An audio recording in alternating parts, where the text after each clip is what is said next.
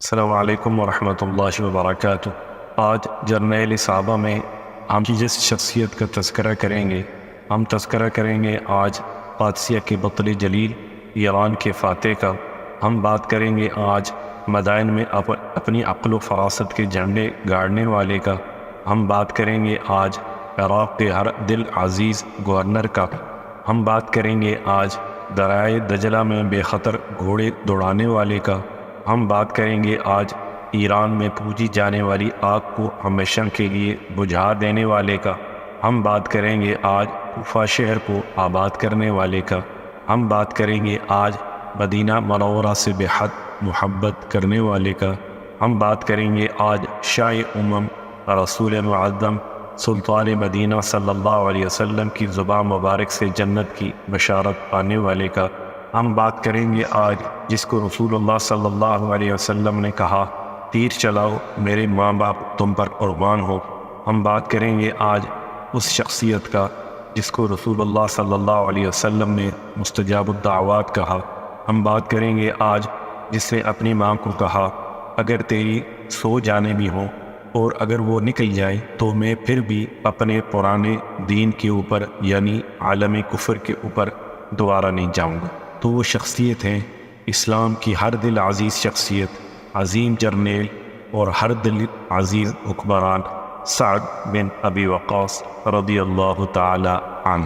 اگر ہم بات کریں حضرت سعد بن ابی وقاص کے جسم کے خد و خال کی، ان کا جسم لمبا قد، گٹھا ہوا سڈول جسم، کڑیل جوان، گھنگریالے بال، چوڑا سینہ، گندمی رنگ، پاکیزہ عادات و اطوار، خشوع و خضوع سے آراستہ، جرأت و شجاعت اور تحمل و بردباری کا خوگر، عابد، زاہد اور شب زندہ دار، سخاوت، انکساری، ایثار، قربانی اور خشیت الہی جیسے اوصاف حمیدہ سے متصف ان خوش نصیب صحابہ کرام رضوان اللہ تعالی علیہم اجمعین میں سے ایک، جنہیں رسول اقدس صلی اللہ علیہ وسلم نے زندگی میں ہی جنت کی بشارت دی تھی، اور وہ جلیل القدر صحابی جس کے متعلق شاہ امم صلی اللہ علیہ وسلم نے یہ دعا کی، الہی اس کی دعا قبول فرمانا اور اس کی تیر کو سیدھا رکھنا۔ بیعت رضوان میں شریک ہو کر اللہ تعالیٰ کی خوشی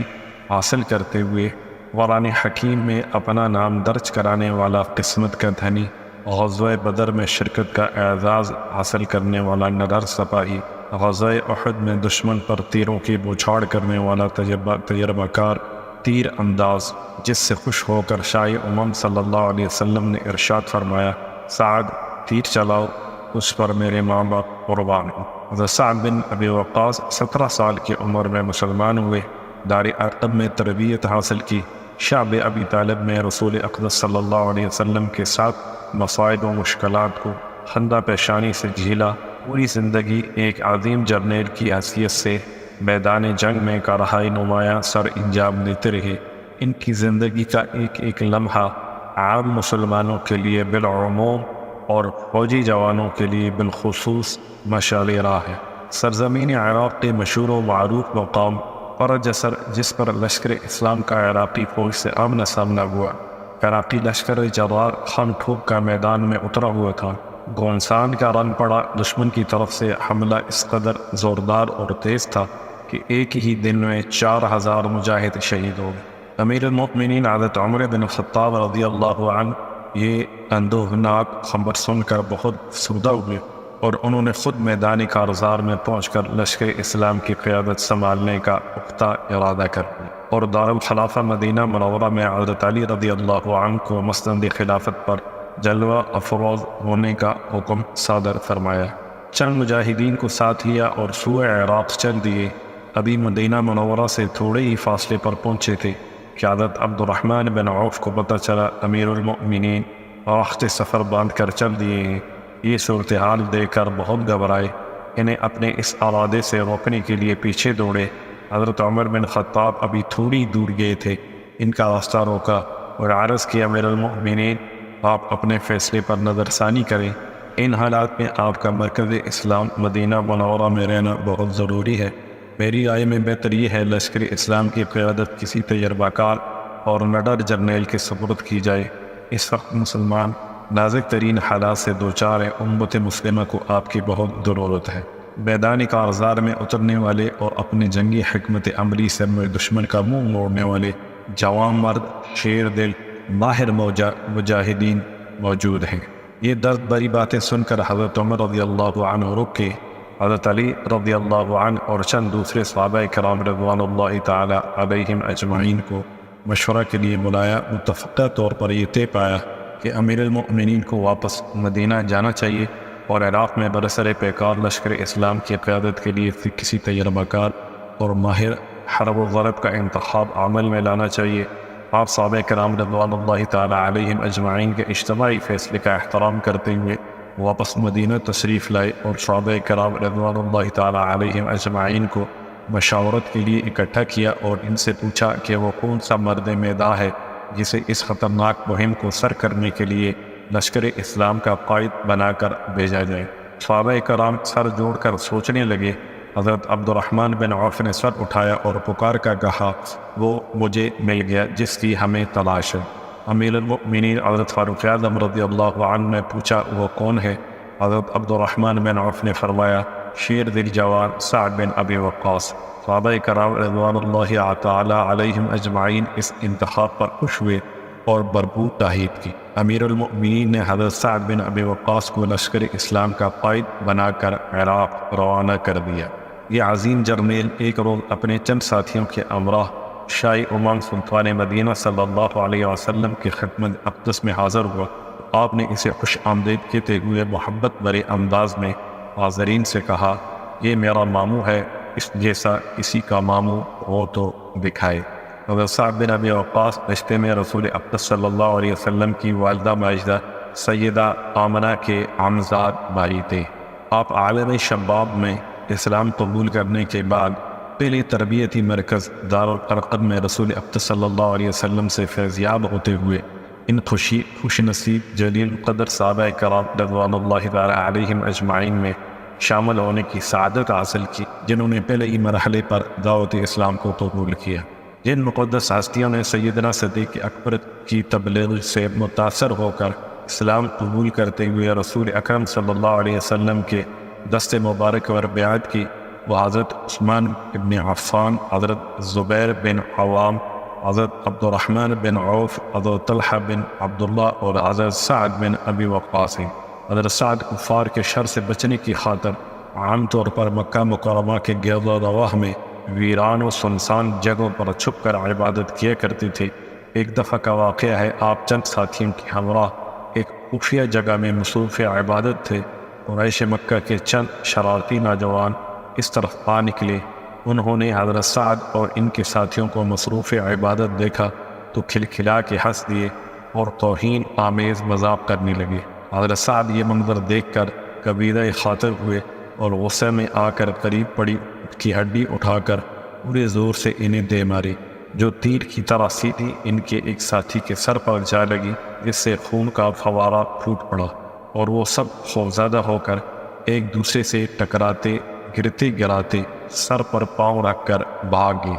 حضرت سعد بن ابی وقاص کی طرف سے اسلامی حمیت اور دینی غیرت کی بنا پر یہ پہلا جرأت مندانہ اقدام تھا جو دشمن کو مرعوب کرنے کے لیے نہایت مؤثر ثابت ہو۔ یوں تو حضرت سعد بن ابی وقاص بے شمار خوبیوں کے مالک تھے، لیکن آپ کی دو خوبیاں ایسی ہیں جن کی بنا پر آپ دوسرے صحابہ کرام رضوان اللہ تعالی علیہم اجمعین سے ممتاز دکھائی دیتے ہیں۔ ایک آپ کو یہ امتیاز حاصل ہے کہ شاہ امم صلی اللہ علیہ وسلم نے غزوہ احد میں انہیں بڑی مہارت سے تیر چلاتے دیکھا تو محبت بھرے انداز میں یہ ارشاد فرمایا، سعد تیر چلاتی جاؤ، میرے ماں باپ آپ پر قربان۔ بلا شبہ یہ ایک اعزاز ہے جس پر آپ تمام صحابہ کرام رضوان اللہ تعالی علیہم اجمعین میں منفرد نظر آتے ہیں۔ دوسری خوبی آپ کے مستجاب الدعوات ہونے کی ہے۔ ان کے متعلق شاہ امم صلی اللہ علیہ وسلم نے یہ دعا کی تھی کہ الہی سعد کی دعاؤں کو شرف قبولیت بخشنی۔ اس کے بعد سعد جو بھی دعا مانگتے اللہ تعالیٰ اسے شرف قبولیت سے بخشتے۔ تمام صحابہ کرام رضوان اللہ تعالی علیہم اجمعین انہیں بڑی قدر کی نگاہ سے دیکھتے تھے۔ حضرت سعد بن ابی وقاص کی شجاعت و بہادری کا پورے عرب میں چرچا تھا۔ دشمن کو زیر کرنے کے لیے آپ کے پاس دو زبردست ہتھیار تھے، وہ تھے تیر اور دعا۔ ان کی تیر کا نشانہ کبھی خطا نہ جاتا۔ غزوہ احد میں ایک ایسا خطرناک دشمن سامنے آیا جس کے تابڑ توڑ حملوں سے مسلمان پریشان ہو چکے تھے۔ شاہ امم صلی اللہ علیہ وسلم نے حکم دیا، اے سعد اس پر تیر چلاؤ۔ صورتحال یہ تھی کہ آپ کی ترکش میں تیر بالکل ختم ہو چکے تھے، لیکن شاہ امم صلی اللہ علیہ وسلم کے حکم کی تعمیل میں ضروری تھا۔ آپ میدان میں ادھر ادھر تیر تلاش کرنے لگے۔ تلاش بسیار کے بعد آپ کی نگاہ ایک تیر پر پڑی جو پچھلی جانب سے ٹوٹا ہوا تھا۔ آپ نے نشانہ باندھ کر تیر دشمن پر چلایا جو سیدھا اس کی پیشانی پر جا کر پیوست ہو گیا، اور وہ لڑکھڑاتا ہوا دڑام سے زمین پر گرا اور دیکھتے ہی دیکھتے واصل جہنم ہو گیا۔ اسی طرح ایک اور تیر زمین پر پڑا دکھائی دیا، اسے اٹھا کر ایک دوسرے دشمن کے حلق کا نشانہ لیا، تیر سیدھا اس کے حلق میں جا کر پیوست ہو گیا، جس کے اس کی زبان لٹک گئی اور گردن لڑک گئی، جس وزن میں وہ بھی اپنے انجام کو پہنچ گیا۔ آپ کے وفادار ساتھی بیان کرتے ہیں کہ ایک روز شاہ امم سلطان مدینہ صلی اللہ علیہ وسلم نے حضرت سعد کے حق میں یہ دعا کی، الہی سعد کے تیر کو سیدھا رکھنا اور اس کی دعا کو قبول کرنا۔ حضرت سعد بن ابی وقاص کے متعلق یہ مشہور تھا، ان کی دعا اثر انگیز ہونے میں تیز تلوار کی مانند ہیں۔ ان کے فرزند ارجمند حضرت عامر بن سعد رضی اللہ عنہ فرماتے ہیں کہ ایک روز ابا جان نے کسی شخص کو بک بک کرتے ہوئے سنا۔ آپ نے اس کی طرف غور سے دیکھا کہ وہ حضرت علی اور حضرت طلحہ اور حضرت زبیر کے خلاف عرضہ سرائی کر رہا ہے۔ آپ نے اسے منع کیا، لیکن وہ اپنی اس حرکت سے باز نہ آیا۔ آپ نے غضبناک انداز میں کہا، اگر تو باز نہ آیا تو میں تجھے بددعا دوں گا، بہتر ہے کہ تو اپنی زبان کو سنبھال۔ وہ اکڑ کر بولا، جاؤ میاں، جو کرنا ہے کر لو، مجھے دھمکی اس طرح دے رہے ہو جیسے تم کوئی پیغمبر ہو۔ یہ منہ اور مسور کی دال، آئے بڑے بددعا دینے والے۔ اس کی کڑوی کسیلی باتیں سن کر آپ واپس پلٹے، وضو کیا، 2 رکعت نماز ادا کی، ہاتھ اٹھائے اور یہ دعا کی، الہی تو جانتا ہے یہ شخص ایسے پاک باز لوگوں کو گالی دے رہا ہے جن کی نیکیوں سے تو راضی ہے، اس کا انہیں گالی دینا یقیناً تجھے ناپسند ہوگا، الہی اسے دوسرے لوگوں کے لیے عبرت بنا دے۔ حضرت سعد ابھی دعا سے فارغ ہوئے تھے کہ لوگ کیا دیکھتے ہیں کہ ایک بکھری اونٹنی رسی تڑوا کے اپنے گھر سے نکل کر لوگوں کے ہجوم میں داخل ہوئی، جو معلوم ہو رہا تھا جیسے کہ وہ کسی کو تلاش کر رہی ہے۔ دیکھتے ہی دیکھتے اس نے اپنے خونخوار جبڑے میں ایک شخص کا سر پکڑ کر زوردار انداز میں جھنجھوڑنا شروع کیا، جس سے اس کی گردن ٹوٹ گئی اور وہ چشم و زن میں لقمہ اجل بن گئی۔ یہ منظر دیکھ کر لوگ انش بداؤں تھے، ہر طرف سناٹا طاری تھا۔ مرنے والا وہی شخص تھا جو تھوڑی دیر پہلے جلیل القدر صحابہ کرام رضوان اللہ تعالی علیہم اجمعین کو گالیاں دے رہا تھا، اور حضرت سعد بن ابی وقاص نے اس کے خلاف بارگاہ الہی میں دعا کی۔ واقعی اسے اللہ تعالیٰ نے تمام لوگوں کے لیے سامان عبرت بنا دیا۔ اس میں کوئی شک نہیں، جو بھی شاہ امم صلی اللہ علیہ وسلم کے جان نثار صحابہ کرام رضوان اللہ تعالی علیہم اجمعین گالی دے گا، اللہ تعالیٰ اسے دوسروں کے لیے سامان عبرت بنا کے رکھ دیتے ہیں۔ اس کا انجام ایسا ہولناک ہوتا ہے کہ دیکھنے والے کانوں کو ہاتھ لگاتے ہیں۔ بلا شبہ صحابہ کرام رضوان اللہ تعالی علیہم اجمعین کی محبت شاہ امم صلی اللہ علیہ وسلم کی محبت کا پیش خیمہ، اور شاہ امم صلی اللہ علیہ وسلم سے محبت اللہ سبحانہ و تعالیٰ کی محبت کا واضح، جو ان پاک باز ہستیوں سے بغض، کینہ اور عداوت رکھتا ہے، وہ دنیا و آخرت میں تباہی و بربادی کا شکار ہوتا ہے۔ جو ان سے محبت و الفت کا اظہار کرتا ہے، اللہ سبحانہ و تعالیٰ اسے دین و دنیا میں سرفرازی نصیب فرماتے ہیں۔ الہی ہمارے دلوں میں قدسی نفوس صحابہ کرام رضوان اللہ تعالی علیہم اجمعین کی محبت پھوٹ پھوٹ کر بھر دے، اور قیامت کے دن ان عظیم المرتبت ہستیوں کا ساتھ نصیب فرمانا جنہوں نے تیرے پیارے پیغمبر صلی اللہ علیہ وسلم کے ایک ایک اشارے پر مر مٹنے کو اپنے لیے سعادت اور راحت جاں سمجھا۔ حضرت سعد بن ابی وقاص پاکیزہ روح، یقین، محکم اور اخلاص و کامل کے پیکر تھے۔ آپ نے زندگی بھر اس کا پوری طرح اہتمام کیا کہ رزق حلال حاصل کیا جائے۔ جس درہم اور دینار کے متعلق آپ کو شبہ ہوتا، آپ اسے قبول نہیں کرتے تھے۔ حضرت سعد بڑے مالدار، غنی اور صاحب جائیداد۔ آپ نے ورثے میں بہت بڑی جائیداد چھوڑی۔ حجۃ الوداع میں آپ شاہ امم صلی اللہ علیہ وسلم کے ہمراہ تھے۔ بیمار ہو گئی تو رسول اقدس صلی اللہ علیہ وسلم تیمارداری کے لیے تشریف لائے۔ حضرت سعد نے عرض کی، یا رسول اللہ صلی اللہ علیہ وسلم، میں مالدار ہوں، میری ایک ہی بیٹی ہے جو پوری جائیداد کی وارث بنے گی، میرا دل چاہتا ہے کہ اپنے 2/3 مال اللہ کی راہ میں صدقہ دے دوں۔ آپ نے ارشاد فرمایا، نہیں، یہ بہت زیادہ ہے۔ عرض کی، آدھا مال اللہ کی راہ میں دے دو۔ فرمایا، نہیں، یہ بھی زیادہ ہے۔ عرض کی، کیا تیسرا حصہ مال اللہ کی راہ میں دینے کی اجازت ہے؟ فرمایا، ہاں، تیسرا حصہ کی اجازت ہے، اور یہ تیرے لیے کافی ہے۔ اے سعد، یاد رکھو، ورثاء کو مالدار چھوڑ کر دنیا سے رخصت ہونا بہتر ہے۔ ایسا نہیں ہونا چاہیے کہ وارث لوگوں کے سامنے دستے سوال دراز کرتے پھریں۔ اللہ کی راہ میں جو بھی تم خرچ کرو گے، اس کا اجر و ثواب تجھے دیا جائے گا۔ حضرت سعد کی بیماری دن بدن پیچیدہ ہوتی جا رہی تھی۔ آپ کو مدینہ منورہ سے بہت زیادہ محبت تھی۔ آپ کا دل یہی چاہتا تھا کہ موت مدینہ منورہ میں آئے۔ رسول اقدس صلی اللہ علیہ وسلم نے حضرت سعد کی بے چینی دیکھ کر اس کے سینے پر ہاتھ رکھا اور 3 مرتبہ یہ کہا، الہی سعد کو شفا عطا فرما۔ آپ کی زبان مبارک سے نکلے ہوئے یہ کلمات حضرت سعد کے لیے آب حیات ثابت ہوئے۔ آپ تندرست ہوئے اور لمبی زندگی پائی، اور اسلام کی سربلندی کے لیے کارروائی نمایاں سر انجام دیے۔ آپ کے جنگی اقدامات سے عجمیوں کی پسپائی ہوئی اور عربوں کو سرفرازی نصیب ہوئی۔ ایک دفعہ شاہ امم صلی اللہ علیہ وسلم نے آپ کو یہ بشارت دی تھی کہ اے سعد، تم اس وقت تک نہیں مرو گے جب تک تمہارے ذریعے ایک قوم کو فائدہ اور دوسری قوم کو نقصان نہ پہنچے۔ یہ پیشین گوئی بالکل سچ ثابت ہوئی۔ عجم قوم کو آپ کے ہاتھوں نقصان اٹھانا پڑا اور عربوں کو خاطر خواہ فائدہ حاصل۔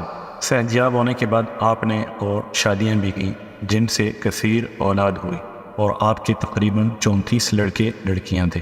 حضرت سعد بن ابی وقاص اللہ کے خوف سے بہت زیادہ آنسو بہایا کرتے تھے۔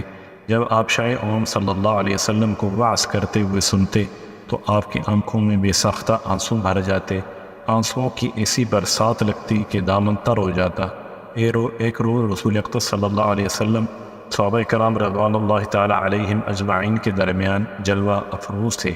آپ نے نظر اٹھائی اور صحابہ کرام سے مخاطب ہوتے ہوئے فرمایا، ابھی تمہارے پاس ایک جنتی شخص آ رہا ہے۔ تمام صحابہ نے اس خوش نصیب کی زیارت کے لیے ادھر ادھر دیکھنا شروع کیا کہ وہ کون ایسا خوش نصیب ہے جس کے جنتی ہونے کی بشارت دی گئی ہے۔ تھوڑی ہی دیر میں حضرت سعد بن ابی وقاص نمودار ہوئے۔ سب نے رشک بھری نگاہوں سے آپ کو دیکھا اور ٹکٹکی لگا کر دیکھتے ہی رہے۔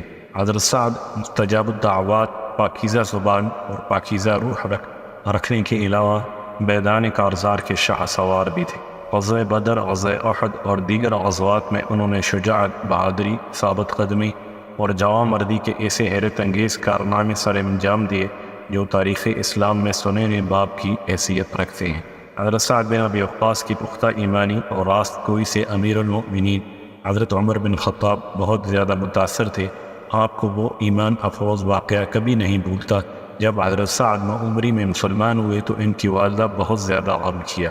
انہیں واپس اپنے دین میں لانے کے لیے بہت جتن کیے۔ جب کوئی طریقہ بھی کارگر ثابت نہ ہوا، اس نے آخری حربہ استعمال کیا جس سے ہر سعادت مند بیٹے کی اور روح لرز جاتی ہے۔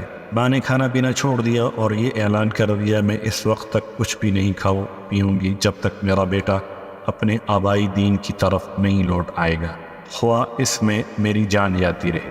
حضرت سعد بن ابی وقاص یہ صورتحال دیکھ کر بہت گھبرائے، لیکن ایمان چونکہ دل میں راسخ ہو چکا تھا، اس لیے آپ کے پائے استقلال میں کوئی لرزش پیدا نہ ہوئی۔ قریب تھا کہ بھوک پیاس سے والدہ ہلاک ہو جاتی۔ آپ نے پورے عزم اور حوصلے کا مظاہرہ کرتے ہوئے ارشاد فرمایا، اماں جان، اگر آپ کے جسم میں 100 جان ہو اور وہ ایک ایک کر کے میری آنکھوں کے سامنے آپ کے جسم سے الگ ہونے لگے، پھر بھی میں دین اسلام کو نہیں چھوڑوں۔ اب آپ کی مرضی ہے، کچھ کھائیں یا نہ کھائیں۔ میں شاہ امم، فخر موجودات، سید المرسلین، شفیع المذنبین، شاہ امم سلطان مدینہ صلی اللہ علیہ وسلم کا دامن نہیں چھوڑ سکتا۔ اپنے بیٹے کا یہ عزم راسخ دے کر ماں نے بھوک ہڑتال ختم کر دی۔ حضرت سعد بن ابی وقاص کے اس کارنامے کو زندہ جاوید کرنے کے لیے اللہ سبحانہ و تعالی نے اپنے مقدس کتاب قرآن مجید میں یہ آیت نازل کی، وَإِن جَاهَدَاكَ عَلَىٰ أَن تُشْرِكَ بِمَا لَيْسَ لَكَ بِهِ عِلْمٌ فَلَا تُطِعْهُمَا وَصَاحِبْهُمَا فِي الدُّنْيَا مَعْرُوفًا۔ اور اگر وہ تجھ پر دباؤ ڈالیں کہ میرے ساتھ تو کسی ایک کو شریک کرے جسے تو نہیں جانتا، تو ان کی بات ہرگز نہ مان، البتہ دنیا میں ان کے ساتھ نیک برتاؤ کرتا رہے۔ امیر المؤمنین فاروق اعظم نے جنگ قادسیہ کے لیے 1,00,000 تجربہ کار، نڈر اور بہادر مجاہدین کا حضرت سعد بن ابی وقاص کو سالار اعلیٰ بنایا، لیکن آپ نے ان میں سے صرف 30,000 کانٹے دار مجاہدین کا انتخاب، جن کے ہاتھوں میں اسلحہ تھا اور ان کے دل نور ایمان سے منور اور شوق شہادت سے معمور تھے۔ قادسیہ کے مقام پر دونوں لشکر آپس میں ٹکرائے۔ لڑائی کے دوران امیر المؤمنین سیدنا عمر بن خطاب کا خط عظیم جرنیل حضرت سعد کو ملا، جس میں یہ لکھا ہوا تھا: اے سعد، قادسیہ کے مقام کی تاریخی حیثیت کو پیش نظر رکھنا۔ اگر یہ معرکہ سر کر لیا گیا تو پورا ایران تیرے قدموں میں سرنگوں ہو جائے گا۔ یوں سمجھو کہ یہ قادسیہ ایران کا مرکزی دروازہ ہے۔ کہیں اس غرور میں مبتلا نہ ہو جانا کہ تم رسول اقدس صلی اللہ علیہ وسلم کے قرابت دار ہو۔ یاد رکھنا، اللہ سبحانہ و تعالیٰ کے ہاں مقام و مرتبہ اس کی اطاعت و فرمانبرداری کی بنا پر ملتا ہے۔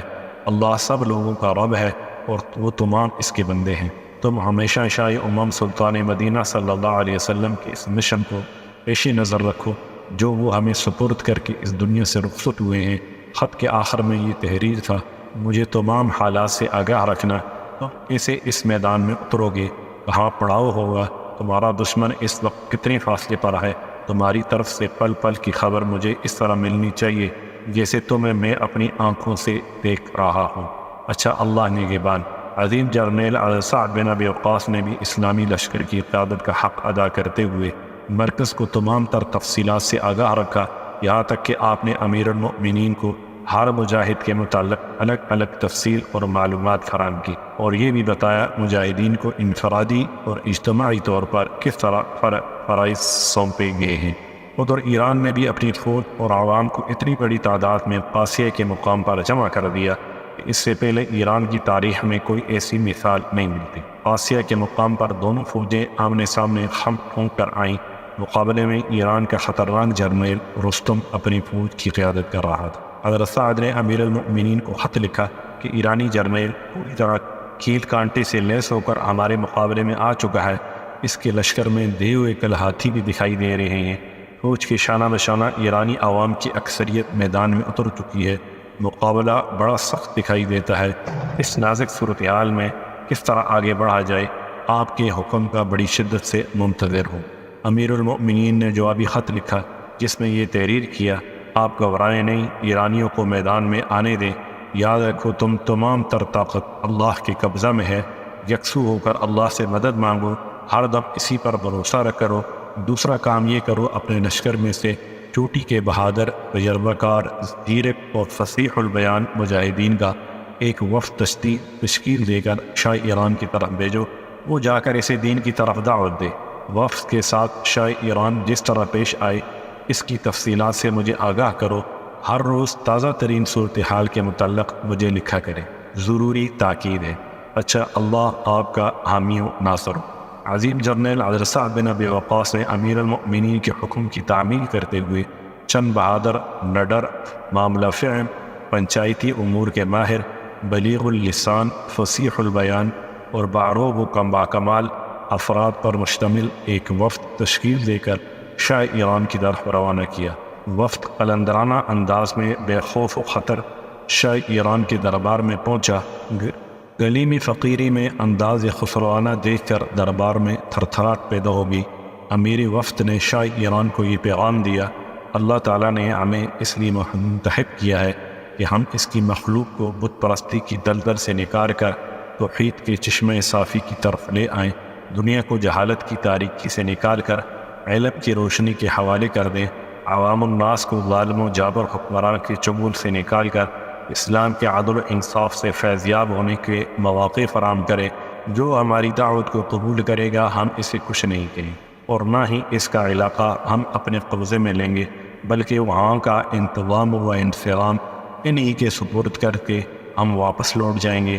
لیکن جس نے ہماری اس دعوت کو ٹھکرایا، اس سے ہمارا اعلان جنگ ہے، اور یہ جنگ اس وقت تک جاری رہے گی جب تک اللہ تعالیٰ کے نظام کو اس زمین پر نافذ نہ کر دیا جائے، اور اللہ تعالیٰ کا کیا ہوا وعدہ ہم حاصل نہ کر لیں۔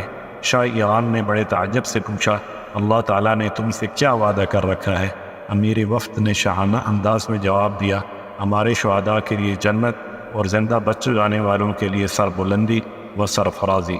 اور ساتھ ہی بڑے طنطراف سے شاہ ایران سے کہا، اگر تم اسلام قبول نہیں کرتے تو ہم تمہیں آگاہ کر دینا چاہتے ہیں کہ مستقبل قریب میں یہ ملک ہمارے قبضے میں ہوگا، ہمارا تخت و تاج چھن جائے گا، یہ شاہانہ ٹھاٹ واڑ قصہ ماضی بن جائے گی۔ شاہ ایران کو اس گفتگو کا ہر جملہ یوں محسوس ہوا جیسے زیر میں بھیگا ہوا تیر اس کے کلیجے میں پیوست ہو رہا ہے۔ غضب آلود نگاہوں سے دیکھتے ہوئے گرجدار آواز میں داوان کو اپنے پاس بلایا۔ وہ شاہی آداب بجا لیتے ہوئے حاضر ہوا اور عرض کی، کیا حکم ہے میرے حضور؟ حکم دیا باہر سے فوری طور پر مٹی لے آؤ۔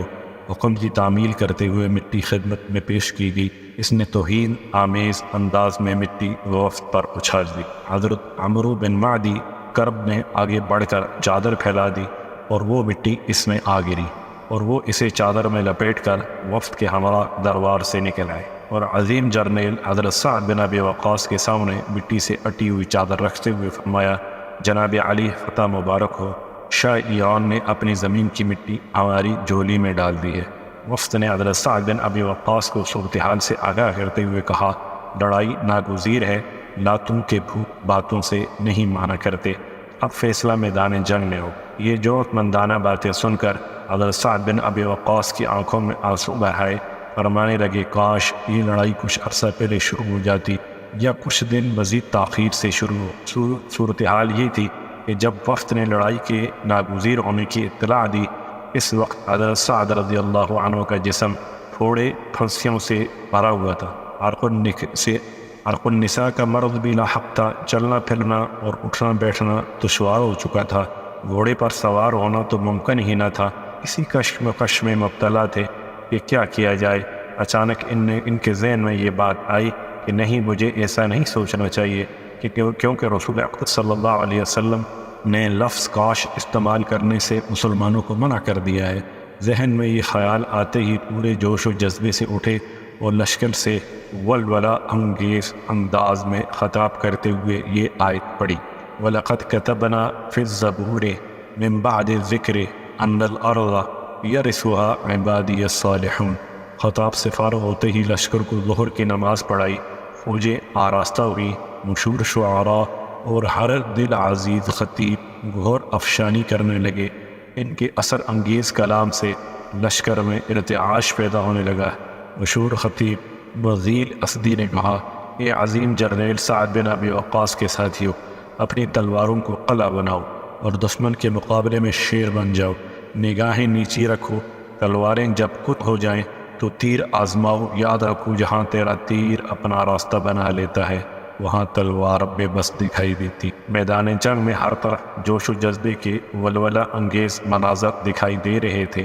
قراء، عظام اور علماء کرام سورہ انفال و سورہ توبہ سے آیات جہاد پڑھ کر مجاہدین کے جوش و جذبے کو میز لگا رہے تھے۔ ان آیات کے اثر سے سننے والوں کے دل دہل گئے۔ جب جوش و ولولہ اپنے نقطۂ عروج کو پہنچا تو عظیم جرنیل حضرت سعد بن ابی وقاص نے نعرہ تکبیر لگا کر مجاہدین کو دشمن پر پڑنے کا حکم دے دیا۔ گھمسان کا رن پڑنے سے پہلے قدیم جنگی دستور کے مطابق ایک کے مقابلے میں ایک آیا۔ مبارزت شروع ہوئی۔ ایرانی فوج کا کڑیل جوان دے باور ریشم کا بنا ہوا دفاعی لباس زیب تن کیے ہوئے میدان میں نکلا۔ مقابلے میں لشکر اسلام سے عمرو بن معدی کرب آئے۔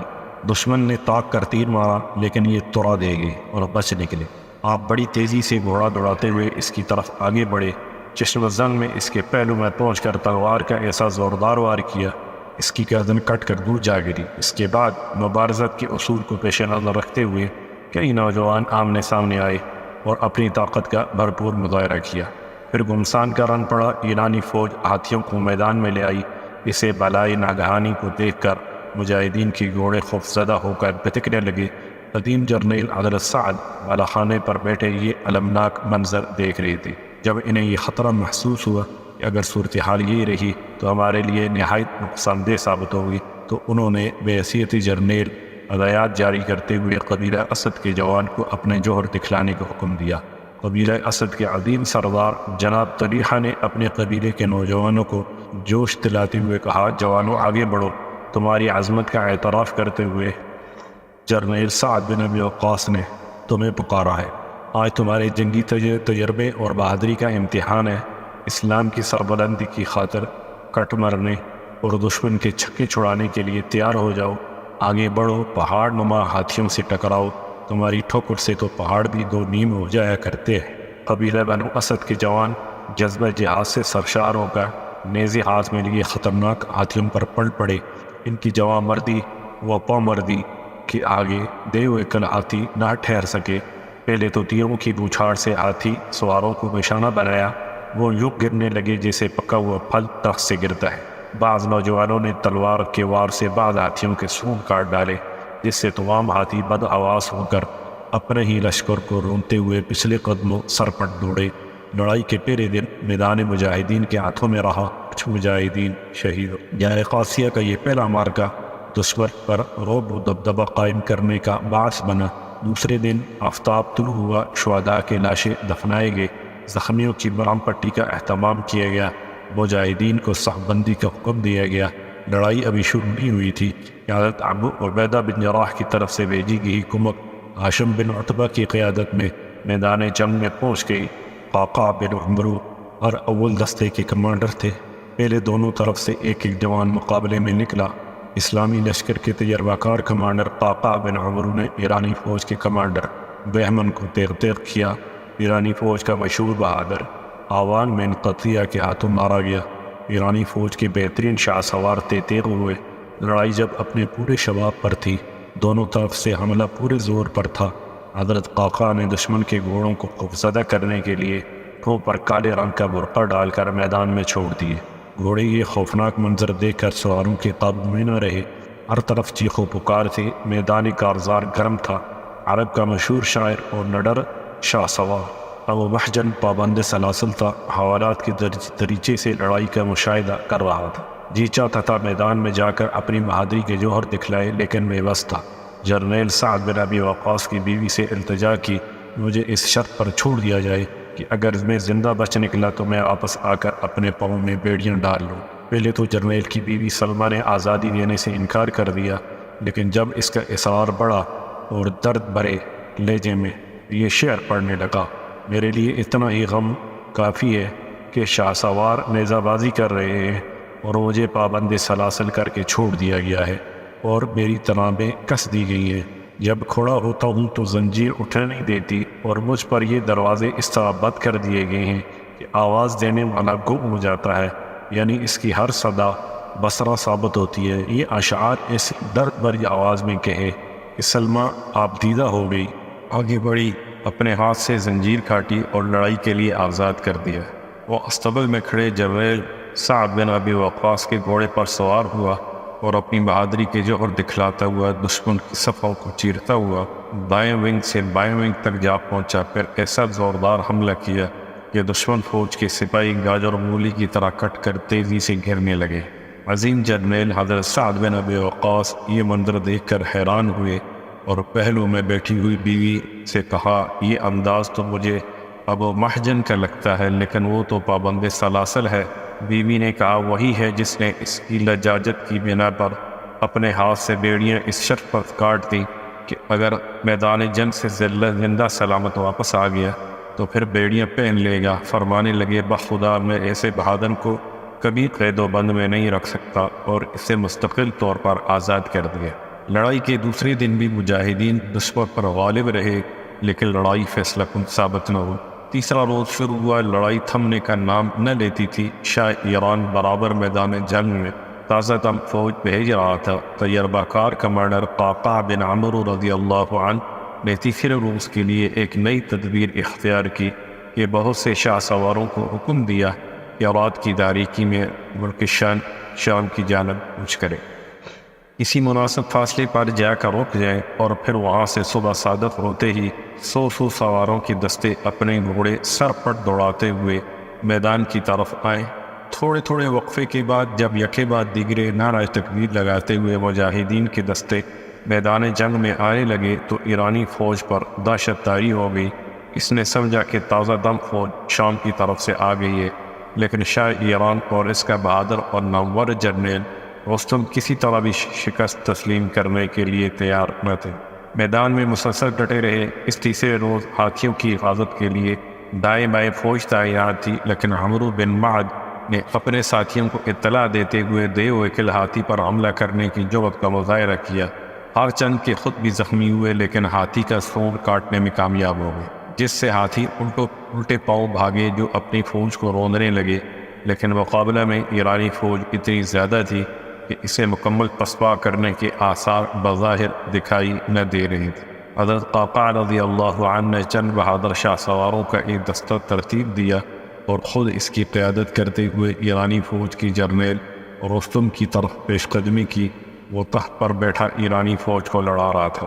ایک زوردار حملے کے ذریعے رستم کے تخت تک پہنچنے میں کامیاب ہو گئے۔ اس نے جب یہ صورتحال دیکھی تو چھلانگ لگا کر تخت سے نیچے آیا۔ کچھ دیر مقابلہ کیا، جب کوئی چارہ نظر نہ آیا تو بھاگ نکلا۔ مجاہدین نے تعاقب کیا، آگے نہر آ گئی۔ اس نے بچاؤ کے لیے نہر میں چھلانگ لگا دی، لیکن ہلال نامی مجاہد جو اس کے پیچھے تھا، اس نے بھی نہر میں چھلانگ لگا دی اور اس کو دبوچ لیا۔ ٹانگوں سے گھسیٹ کر باہر لائے اور تلوار سے گردن اڑا دی اور اعلان کر دیا گیا کہ ایرانی فوج کے کمانڈر رستم کو مار دیا گیا ہے۔ اس سے ایرانی فوج کے حوصلے ٹوٹ گئے، بگڈر مچ گئی۔ مجاہدین نے دور تک ایرانی فوج کا پیچھا کیا اور میدان خالی ہو گیا۔ فتح و نصرت مجاہدین کے نصیب میں آئی۔ ہر جنگ کے عظیم جرنیل حضرت سعد بن ابی وقاص بذات خود تو اس معرکے میں بیماری کی وجہ سے شریک نہ ہو سکے، لیکن لڑائی کے دوران مسلسل ہدایات جاری کرتے رہے۔ قلعہ کے بالائی مقام پر بیٹھے ہوئے تھے۔ یہاں سے مارکہ آرائی کا پورا منظر ان کی نظروں کے سامنے تھا۔ مسلسل ہدایات جاری کرتے رہے۔ اس جنگ کی کامیابی میں مجاہدین کے جوش و جذبہ ایمانی کے علاوہ جرنیل کی حسن تدبر کا بھی بڑا عمل دخل ہے، لہذا جنگ قادسیہ میں فتح کا سہرا عظیم جرنیل حضرت سعد بن ابی وقاص رضی اللہ عنہ کے سر باندھا جائے گا۔ جنگی تاریخ میں یہ دستور ہمیشہ مسلم رہا ہے کہ جرنیل کو فوج کی کامیابی و ناکامی کا ذمہ دار ٹھہرایا جاتا ہے، خواہ وہ مارکہ بذات خود شریک ہو یا کسی وجہ سے شریک نہ ہو سکے۔ عظیم جرنیل حضرت سعد بن ابی وقاص باوجود بیماری ہونے کے پھر بھی قلعہ کے بالائی منظر سے میدان جنگ میں برسرے کے پیکار مجاہدین کو مسلسل یہ ہدایات جاری کرتے: مجاہدوں، دائیں طرف دیکھو، اب بائیں جانب پیش قدمی کرو، مغیرہ تم آگے قدم بڑھاؤ، جریر تم پیچھے ہٹو، نعمان تم تلوار کا وار کرو، اشعث آگے بڑھ کر حملہ کر دو، اور اے قعقاع تم بھی تیزی سے آگے بڑھو۔ اے جانصارے، اے جانصاران اسلام اور اے شاہدون صلی اللہ علیہ وسلم کے وفا شعار ساتھیوں، شاباش تمہارے قدم رکنے نہ پائے۔ چشم فلک تمہاری شجاعت، بہادری، بے جگری، جذبہ جہاد اور شوق شہادت پر رشک کی کنا ہے۔ مجاہدوں، تمہاری کامیابی و کامرانی صرف 2 قدم پر تمہارا انتظار کر رہی ہے۔ جنگ قادسیہ میں مسلمانوں کو عظیم فتح نصیب ہوئی، لیکن لشکر اسلام کا فاتحانہ سفر جاری رہا۔ جنگ قادسیہ میں فتح حاصل کرنے کے بعد مدائن میں لشکر اسلام کا ایرانیوں کے ساتھ مقابلہ ہوا۔ یہاں بھی ایرانی کیل کانٹے سے لیس ہو کر میدان میں اترے تھے۔ یہاں لشکر اسلام کے لیے ایک مشکل یہ تھی، ایرانی فوج اور اسلامی لشکر کے درمیان درائے دجلہ حاوی تھا۔ ایرانی دریا کے کنارے پر مورچہ زن تھے، انہوں نے یہاں دفاعی طرز عمل اختیار کیا ہوا تھا، اور انہوں نے اپنے بچاؤ کی خاطر درائے دجلہ کے تمام پل مسمار کر دیے تھے۔ فیصلہ کن مارکہ آرائی کے لیے ضروری تھا۔ لشکر اسلام پیش قدمی کرے۔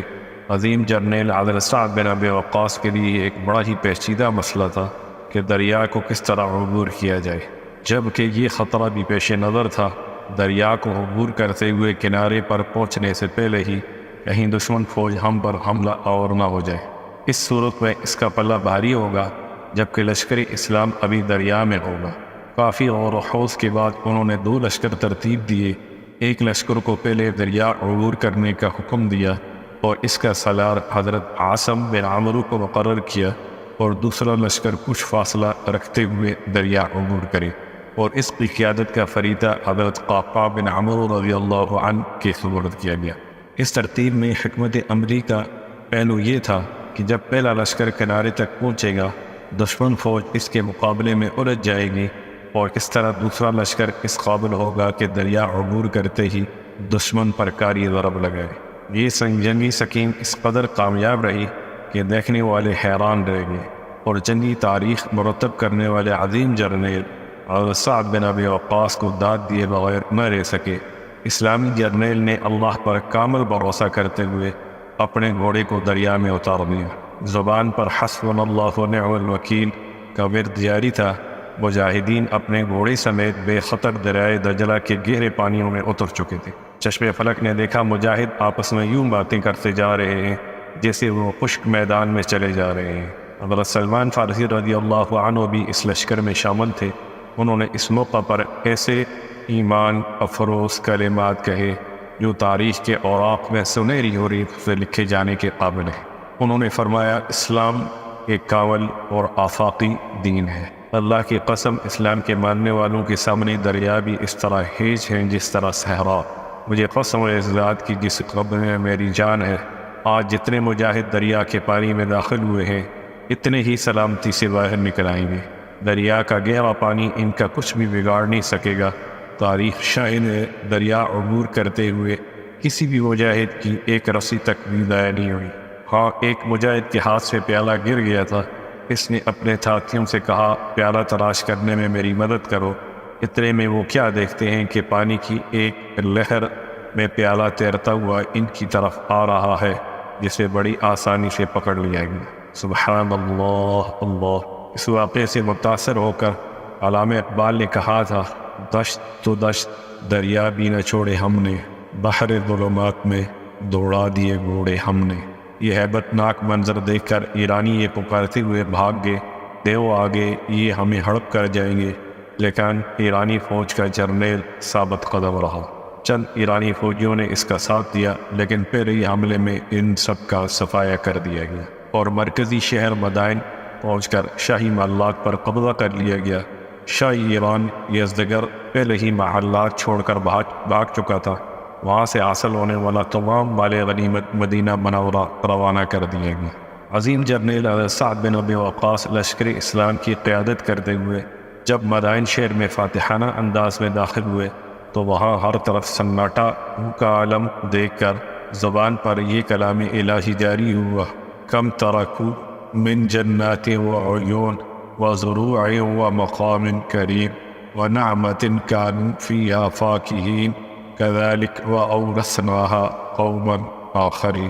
کس قدر باغات اور چشمے اور کھیتیاں اور عمدہ مقام اور نعمت چھوڑ گئی جس میں خوش و خرم زندگی بسر کرتے تھے، اور ہم نے ان چیزوں کا مالک دوسری قوموں کو بنا دیا۔ مدائن فتح ہوتے ہی عراق مکمل مسلمانوں کے قبضہ میں آ گیا۔ اسلامی حکومت کی طرف سے امن و آشتی کا عام اعلان کر دیا گیا تاکہ خوفزدہ ہو کر اپنے گھروں کو چھوڑ کر بھاگ جانے والے واپس آ جائیں اور اپنے گھروں کو آباد ہو۔ اعلان سنتے ہی سب لوگ اپنے گھروں کو واپس لوٹ آئے۔ جن کی مال و دولت اور عزت و ناموس کا تحفظ کیا گیا۔ عراق پر مکمل قبضہ ہو جانے کے بعد دربار خلافت کی جانب سے عظیم جرنیل حضرت سعد بن ابی وقاص کو عراق کا گورنر مقرر کر دیا گیا۔ کسی ملک کو فتح کرنا جس طرح مشکل ہے، اس سے بڑھ کر اس مفتوحہ ملک میں نظام کو قائم کرنا ہوتا ہے، لیکن حضرت سعد بن ابی وقاص نے جس طرح بحیثیت جرنیل اپنی بہادری اور جرأت کا سکہ بٹھا دیا، اس طرح بحیثیت حکمراں اپنے حسن و تدبر اور انتظامی صلاحیتوں کو بروئے کار لاتے ہوئے پورے عراق کو تھوڑے ہی عرصے میں ایک مثالی ملک بنا دیا۔ امیر المؤمنین سیدنا عمر بن خطاب رضی اللہ عنہ کو اطلاع دی گئی مجاہدین کو فضا راس نہیں آ رہی، اکثر کی صحت گرتی جا رہی ہے، تو جواب آیا کسی پر فضا جگہ پر ایک نیا شہر تعمیر کیا جائے اور اس میں تمام مجاہدین کو رہائشی سہولتیں مہیا کی جائے۔ لہٰذا ایک عمدہ جگہ منتخب کر کے وہاں کوفہ شہر آباد کیا گیا اور اس میں اتنی ہی کالونیاں تعمیر کی گئیں جتنے اسلامی لشکر میں قبائل۔ ہر قبیلے کو ایک کالونی رہنے کے لیے دی گئی۔ کوفہ کے وسط میں ایک وسیع و عریض مسجد بھی تعمیر کی گئی جس میں بیک وقت 40,000 نمازی نماز پڑھ سکتے تھے۔ اس نے انتظام کی وجہ سے پورے عراق میں ہر طرف خوشحالی نظر آنے لگی اور سب امن و سکون سے زندگی بسر کرنے لگے۔ حضرت سعد بن ابی وقاص کے عدل و انصاف، جود و سخا، حسن سلوک اور عمدہ طرز عمل سے رعاب بہت خوش تھی، لیکن بعض کوفیوں نے اپنی سرکش اور ہٹ درمی کو بروئے کار لاتے ہوئے دارالخلافہ کو شکایات ارسال کی کہ ہمارا گورنر نواز اچھی طرح نہیں پڑھاتا، عبادات میں سست روی کا مظاہرہ کرتا ہے۔ امیر المؤمنین سیدنا فاروق اعظم رضی اللہ عنہ نے یہ شکایت موصول ہوتے ہی حضرت سعد بن ابی وقاص کو مدینے طلب کیا۔